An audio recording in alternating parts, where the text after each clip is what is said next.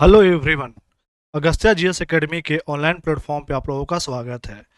10 AM के जो आपका एमसीक्यू सीरीज चल रहा है उसके नेक्स्ट पार्ट को लेकर हम लोग प्रस्तुत हुए हैं। और जैसा कि आप लोग पिछली कक्षा में देखे थे, पिछली कक्षा में हमने परमाणु एवं अणु से संबंधित कुछ एमसीक्यू सॉल्व किए थे। तो इस कक्षा में, इस ऑनलाइन क्लास में हम लोग आज सॉल्व करेंगे तत्वों के आवर्त वर्गीकरण से संबंधित कुछ एमसीक्यू।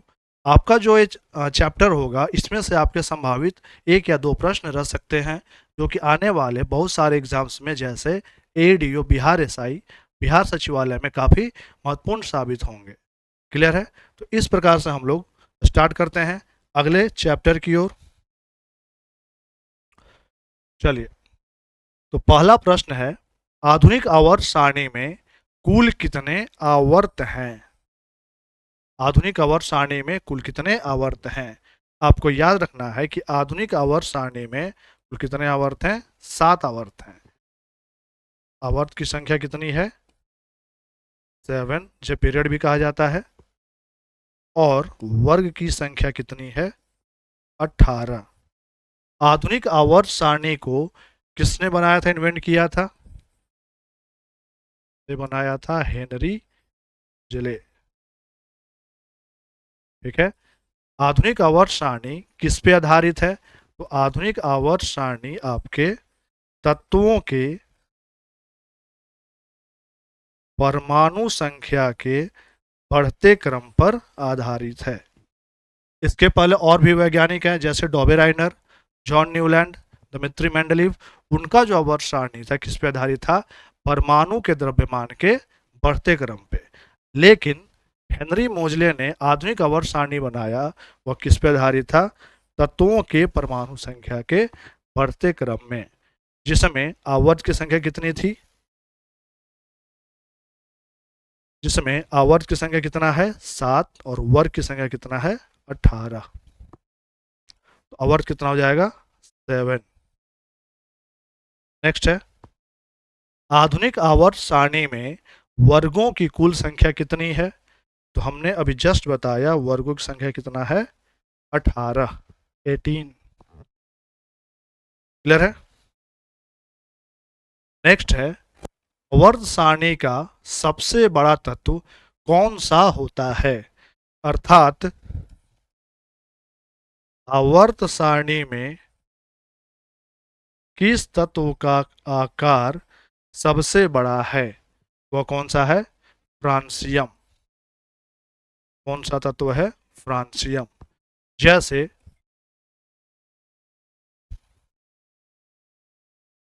जैसे वर्ग एक के एलिमेंट की बात करें, कौन सा है? Hydrogen, lithium, sodium, potassium, rubidium, caesium और फ्रांसियम। तो जैसे जैसे हम वर्ग में ऊपर से नीचे आते हैं, परमाणु का आकार क्या होते जाता है? बढ़ता जाता है। तो सबसे बड़ा एलिमेंट कौन हो जाएगा? फ्रांसियम। और जैसे जैसे हम, ये आपका क्या हो जाएगा? ये आपका वर्ग हो जाएगा। और जैसे जैसे हम आवर्त में बाएं से दाएं जाते हैं, तब परमाणु का आकार क्या होता है? घटता है। पीरियोडिक टेबल में सबसे बड़ा आकार किसका हो जाएगा? फ्रांसियम का। क्लियर है? नेक्स्ट है, किसी आवर्त में बाएं से दाएं जाने पर परमाणु त्रिज्या क्या होती है? तो हमने अभी जस्ट बताया, किसी भी आवर्त में बाएं से दाएं जाएंगे तो परमाणु का आकार क्या होगा? घटेगा। आकार क्या हो जाएगा? छोटा होगा। ठीक है। किसी आवर्त में बाएं से दाएं जाने पर परमाणु त्रिज्या क्या होती है? घटती है। क्यों घटती है? क्योंकि बाहरी कक्षा में इलेक्ट्रॉन की संख्या बढ़ते जाती है। इलेक्ट्रॉन की संख्या बढ़ते जाएगी तो क्या होगा? परमाणु में उपस्थित प्रोटॉन के द्वारा खिंचाव क्या हो जाएगा? ज्यादा हो जाएगा। जब ज्यादा खिंचाव होगा प्रोटॉन के द्वारा इलेक्ट्रॉन पे, परमाणु क्या हो जाता है? सिकुड़ जाता है। पानी जब परमाणु क्या हो जाएगा? सिकुड़ जाएगा, तब उसका आकार क्या हो जाएगा? घट जाएगा। चलिए, अगला प्रश्न है, मेटालॉइड किसे कहते हैं? मेटलॉइड का हिंदी होता है उपधातु। उपधातु किसे कहते हैं? जो तत्व धातु और अधातु दोनों के गुणधर्म दर्शाते हैं। जैसे उपधातु कौन सा हो जाएगा? Boron, silicon, germanium, antimony, tellurium, polonium, सारे क्या है आपके उपधातु हैं। ठीक है, एक और हो जाएगा आपका आर्सेनिक। ये क्या है? आपके उपधातु हैं। उपधातु क्या होते हैं? जो तत्व धातु और अधातु दोनों के गुण दर्शाते हैं। उपधातु में कुछ गुण कैसे होते हैं?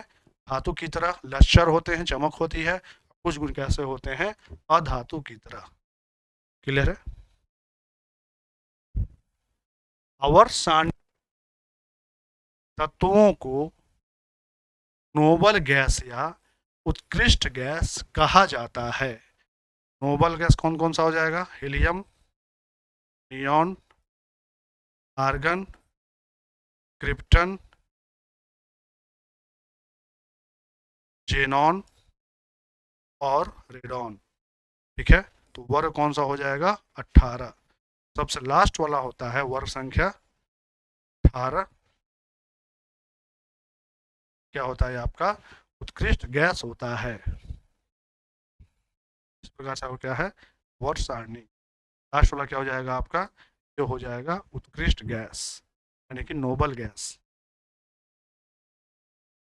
नेक्स्ट है आवर्त सारणी में बोरॉन, सिलिकॉन, जर्मेनियम जैसे तत्व किस श्रेणी में आते हैं? हमने अभी बताया था, यहाँ पर देखिएगा, बोरॉन, सिलिकॉन, जर्मेनियम किसमें आते हैं? उपधातु में आते हैं, मेटलॉइड्स में आते हैं। ठीक है, ये आपका क्या हो जाएगा? उपधातु।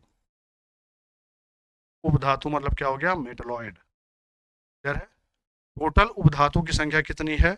टोटल उपधातु की संख्या आधुनिक आवर्त सारणी में 7 है। नेक्स्ट है आवर्त सारणी में सबसे हल्की उत्कृष्ट गैस कौन सी है? सबसे हल्की गैस कौन सा हो जाएगा? हीलियम। देखिए यहाँ पर सबसे ऊपर में कौन है? हीलियम। इसमें क्या है? इसका जो आपका परमाणु द्रव्यमान है कितना है? 4 यूनिट। सबसे हल्का कौन सा हो जाएगा? आपका हीलियम हो जाएगा। क्लियर है?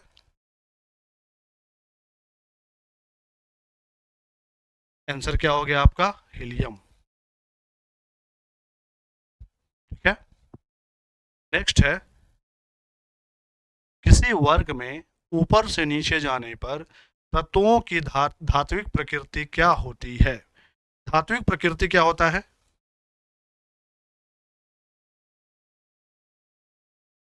धात्विक प्रकृति,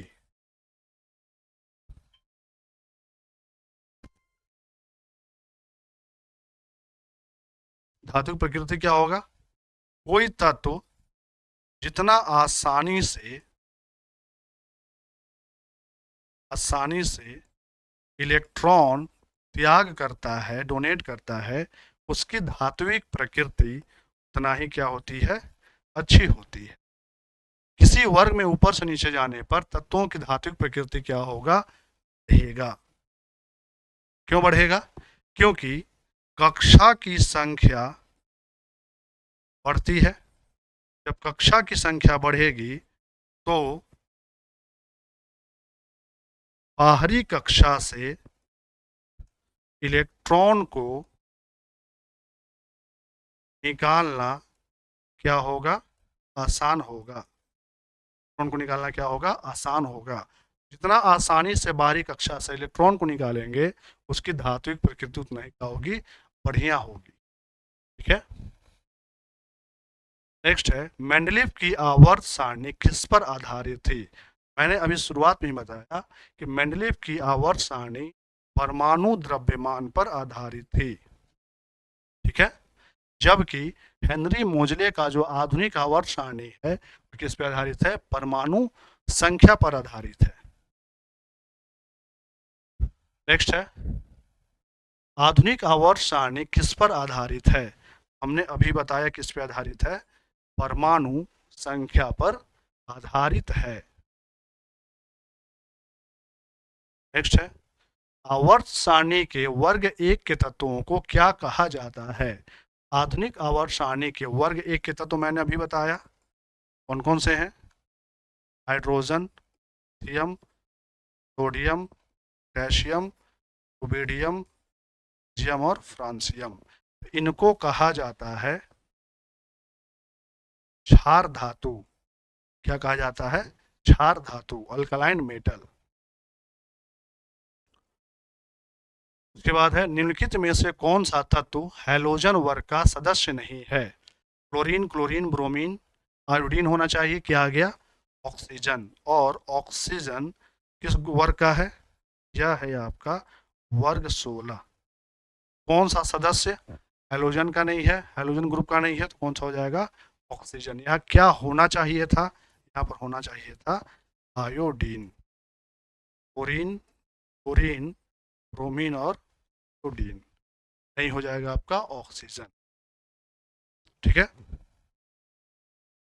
लैंथेनाइड्स को आवर्त सारणी में कहाँ रखा गया है? लैंथेनाइड्स को आवर्त सारणी में नीचे अलग से रखा गया है, और वह किसका है? वर्ग 3 का क्या है? वो सदस्य है। क्लियर है? तो लैंथेनाइड्स को आवर्त सारणी में कहाँ रखा गया है? दोनों में। अच्छा, नीचे अलग से भी रखा गया है और वर्ग 3 में भी रखा गया है। चौथा ऑप्शन क्या है? बी और सी दोनों। दोनों क्या है आपके? सही है। लैंथेनाइड श्रेणी क्या है? लैंथेनाइड श्रेणी एफ ब्लॉक का एलिमेंट है, और इस एफ ब्लॉक में वर्ग संख्या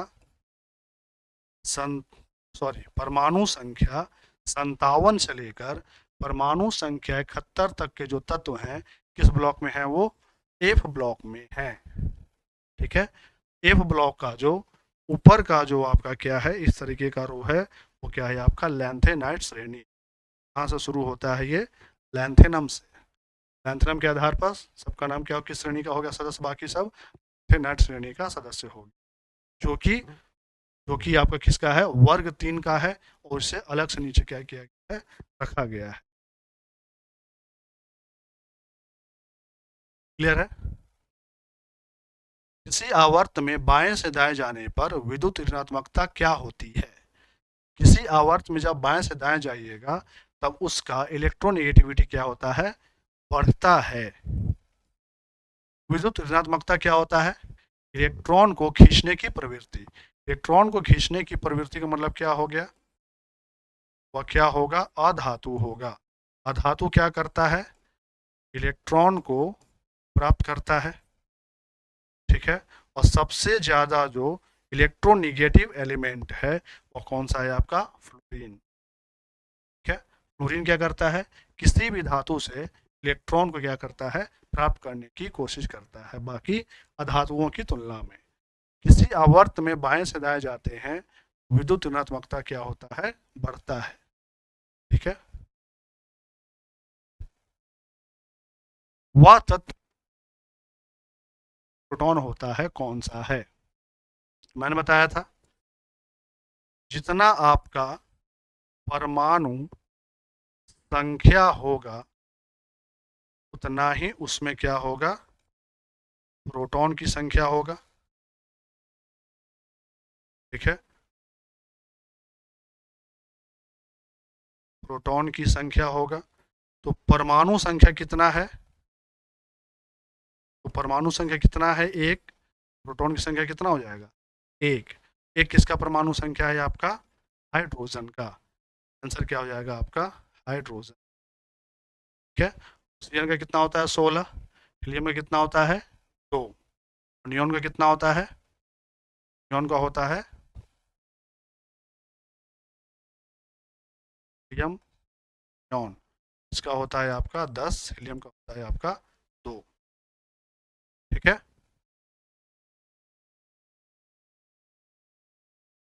आवर्त सारणी के किस वर्ग के तत्व क्षारीय मृदा धातु कहलाते हैं? तो हमने अभी बताया था कि जो क्षारीय मृदा धातु होते हैं कौन से हैं? वर्ग 2 के तत्व, जैसे हाइड्रोजन,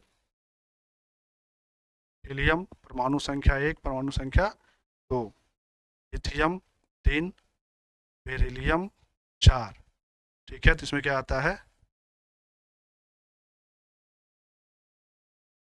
ये जो आपका है वर्ग 2 के एलिमेंट, ये है आपका वर्ग 1, ये है आपका वर्ग बेरिलियम, मैग्नीशियम, कैल्शियम, स्ट्रोंशियम और बेरियम। ये जो है क्या कहलाता है, क्षारीय मृदा धातु, अल्कलाइन अर्थ मेटल। वर्ग एक के क्या कहलाते हैं, वर्ग एक के कहलाते हैं क्षार धातु, अल्कलाइन मेटल। आपका क्या हो जाएगा, वर्ग 2 क्षारीय मृदा धातु। क्या है, निम्नलिखित में से कौन सी धातु कमरे के तापमान पर द्रव अवस्था में पाई जाती है। तो जो भी क्वेश्चन देखते हैं उसको नीचे कमेंट बॉक्स में आंसर कीजिएगा, ताकि पता चल सके आप लोग कितने इसके प्रति अवेयर हैं। ठीक है, जो भी क्वेश्चन आपको नहीं समझ में आ रहा है उसका एक्सप्लेनेशन यहाँ पर किया जा रहा है। आप जैसे ही क्वेश्चन आप स्क्रीन पर देखेंगे तो नीचे क्या कर दीजिए, कमेंट कर दीजिए। ठीक है, निम्नलिखित में से कौन सी धातु कमरे के तापमान पर द्रव अवस्था में पाई जाती है। आप लोग जानते होंगे पारा एक ऐसी धातु है जो कि कमरे के तापमान पर क्या होता है, द्रव अवस्था में पाया जाता है। ठीक है, उसके बाद है आवर्त सारणी में डी ब्लॉक के तत्वों को क्या कहा जाता है। तो आवर्त सारणी में डी ब्लॉक के तत्व को क्या कहते हैं, संक्रमण तत्व। और एफ ब्लॉक के तत्व को क्या कहते हैं, इसे कहते हैं आंतरिक संक्रमण तत्व। आंसर क्या हो जाएगा आपका, संक्रमण। तो डी ब्लॉक क्या हो गया आपका, संक्रमण तत्व। ठीक है, इसे इंग्लिश में कहते हैं ट्रांजिशन मेटल। उसे कहा जाता है एफ ब्लॉक के तत्वों को इनर ट्रांजिशन मेटल। आवर्त सारणी में एफ ब्लॉक में कौन से तत्व आते हैं। एफ ब्लॉक में कौन कौन से आते हैं मैंने अभी बताया, लैंथेनाइड्स और एक्टिनाइड्स। तो लैंथेनाइड्स होते हैं, उनकी परमाणु संख्या होती है 57 से 71, और जो एक्टिनाइड श्रेणी के होते हैं उनकी परमाणु संख्या होती है 89 से लेकर 103। और ये दोनों क्या होते हैं आपके, radio active. Radio active, radio active का मतलब क्या हुआ, इन तत्वों से स्वतः अल्फा, बीटा और गामा कण स्वतः निकलते रहते हैं।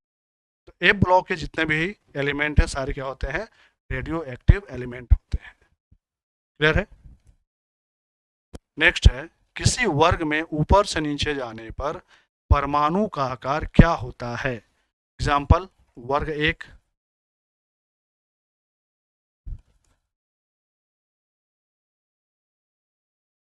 किसी वर्ग में आप ऊपर से नीचे आइएगा तो परमाणु का जो आकार होता है क्या होता है, बढ़ता है। क्यों बढ़ता है, क्योंकि कक्षा की संख्या बढ़ती है। जब कक्षा की संख्या बढ़ती है क्या हो जाएगा, परमाणु का त्रिज्या भी बढ़ेगा। जब परमाणु का त्रिज्या बढ़ेगा क्या होगा, परमाणु का आकार क्या होगा, बढ़ेगा। ठीक है, आकार क्यों बढ़ता है, क्योंकि कक्षा की संख्या बढ़ती है। कक्षा की संख्या बढ़ेगा तो परमाणु त्रिज्या बढ़ेगा। हाइड्रोजन है, एक कक्षा होगा, लिथियम 2, सोडियम 3, पोटेशियम 1 2 3 4, ऐसे इसमें 5 हो जाएगा, ऐसे 6 हो जाएगा। फ्रांसियम में कक्षा कितना हो जाएगा, 7। ठीक है, तो जैसे जैसे आवर्त बढ़ते जाता है वैसे वैसे कक्षा की संख्या क्या होती जाती है, बढ़ते जाती है। कक्षा की संख्या बढ़ेगा, परमाणु का त्रिज्या भी क्या होता रहेगा।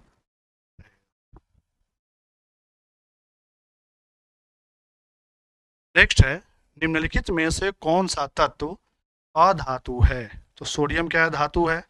विषम धातु है। सल्फर क्या है आपका, अधातु है। कैल्शियम भी क्या है, अधातु है। अधारा धातु है oxygen, chlorine, chlorine, bromine, iodine, nitrogen, phosphorus, ये सारे क्या है आपके अधातु, नॉन मेटल है। नॉन मेटल कहाँ पे होते हैं आधुनिक आवर्त सारणी में? वो होते हैं दाहिनी ओर। ठीक है, आधुनिक आवर्त सारणी में पहले क्या आएगा धातु, उसके बाद क्या आएगा उपधातु, उसके बाद क्या आएगा अधातु, सबसे लास्ट में क्या आएगा अक्रिय गैस। ठीक है, तो धातु और अधातु के बीच में क्या रहते हैं उपधातु रहते हैं। नेक्स्ट है आवर्त सबसे विद्युत ऋणात्मक तत्व कौन सा है? तो हमने अभी बताया था कौन सा है वो फ्लोरीन, क्योंकि फ्लोरीन में इलेक्ट्रॉन को खींचने की प्रवृत्ति क्या हो जाती है सबसे ज्यादा होती है। फ्लोरीन क्या है अधातु है, अधातु क्या करता है इलेक्ट्रॉन ग्रहण करता है या इलेक्ट्रॉन का साझा करता है।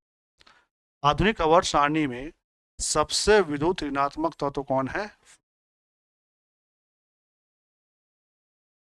आवर्त सारणी में हाइड्रोजन का स्थान अक्सर विवादास्पद क्यों रहा है? इसका कारण है इसका कोई इलेक्ट्रॉन नहीं है, इलेक्ट्रॉन ही है, इसमें एक इलेक्ट्रॉन है, या धातु और अधातु दोनों के गुण दर्शाता है। तो हाइड्रोजन एक ऐसा एलिमेंट है जिसमें दोनों का गुण होता है, कभी धातु की तरह दर्शाता है कभी अधातु की तरह। इसका जो पोजीशन है आधुनिक आवर्त सारणी में अभी तक फिक्स नहीं किया गया। देखिएगा हाइड्रोजन को कहाँ रखा गया है लिथियम, पोटेशियम के साथ, ये सारे क्या हैं धातु हैं, लेकिन कहीं कहीं ये धातु की तरह व्यवहार करता है और कहीं कहीं ये अधातु की तरह, ये कहीं इलेक्ट्रॉन डोनेट करता है इलेक्ट्रॉन को साझा करता है। फिर इस प्रकार से तत्वों का वर्त वर्गीकरण से आपका 1 और 2 क्वेश्चन संभावित हैं। तो हम लोग क्या कर रहे हैं, हम लोग चैप्टर वाइज 25 MCQ लेकर आ रहे हैं, जो कि बिल्कुल आपके एग्जाम के लिए काफ़ी इंपॉर्टेंट है। आई होप आपको समझ में आया होगा। आज के लिए इतना ही, फिर लेकर आएंगे हम लोग नेक्स्ट चैप्टर का MCQ। आज के लिए इतना ही, धन्यवाद।